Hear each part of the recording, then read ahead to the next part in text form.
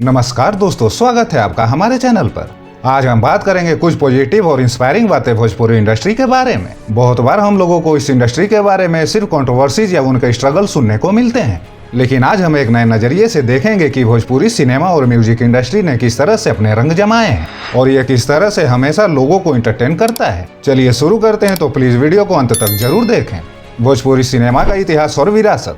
Bhojpuri cinema का सफर 1963 में फिल्म गंगा मैया तो है पियरी चढ़ीबो के साथ शुरू हुआ था। तब ये किसी ने सोचा नहीं था कि ये एक रीजनल सिनेमा इंडस्ट्री बन के इतना बड़ा प्लेटफॉर्म बन जाएगी। भोजपुरी सिनेमा ने सिर्फ यूपी और बिहार में ही नहीं बल्कि पूरे इंडिया में और हालांकि विदेशों में भी अपना रंग जमाया है। आज भोजपुरी फिल्म्स और सॉन्ग सिर्फ देसी लोग ही नहीं बल्कि पूरी दुनिया में लोग पसंद करते हैं, और इसके पीछे रीजन है इस इंडस्ट्री की सादगी और असली जिंदगी से जुड़ा होना।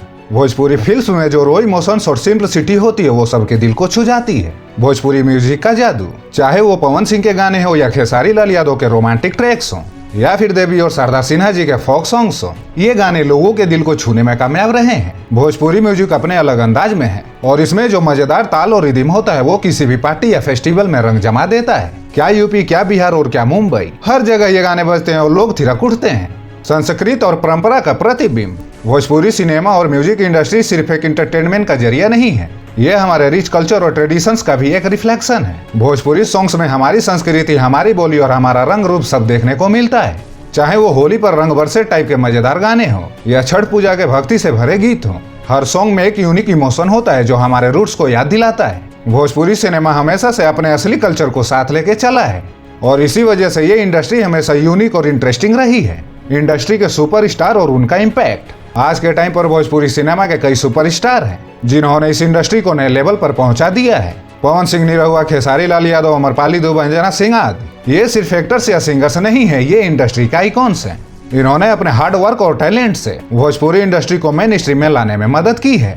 ये सिर्फ भोजपुरी फैंस तक ही नहीं बल्कि बॉलीवुड और विदेशी फैंस तक भी पहुंचे हैं। इन्होंने दिखाया है कि टैलेंट और डेडिकेशन के साथ अगर काम किया जाए तो कोई भी बाउंड्री आपको रोक नहीं सकती। नई जनरेशन और भोजपुरी सिनेमा का फ्यूचर।